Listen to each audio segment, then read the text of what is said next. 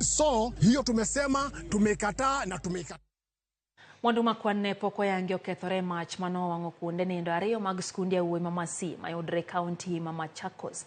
Japuonj maduong' ma skund no wacho ni nonro dhi mbele ewi gima dikel mach makamano.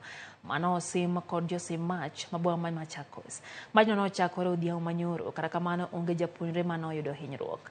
Jonyuol mano ochopo kanyo nolor negi oko mar skund no ka gidwaro jopuonjre go ogony odhi dala ni mar skunde mamoko no oseloro.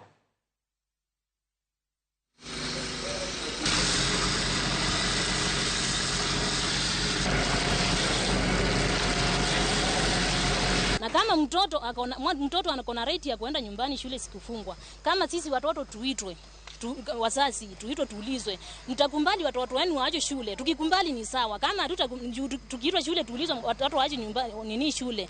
Hata watoto wenyewe tutawaita tuongee na wao, wakumbali kuwashwa. Lakini kama saa hii wataona watoto wale wengine wakienda nyumbani na wao wanaaje nini shule? Hakuna mzazi amekunja shule kuvisit huyo mtoto, hakuna nini, huyo mtoto ni lazima akuwe na ile shida ya kukaa shule sana. Kwa hivyo kama hii Masii itakuwa ikitaka hiyo tuition, wakuwe wanaita wazazi wa siku ya kufunga. Na muda wa kama saa 11 hivi na nusu tukaona moshi kutoka kwa shule Masii Boys.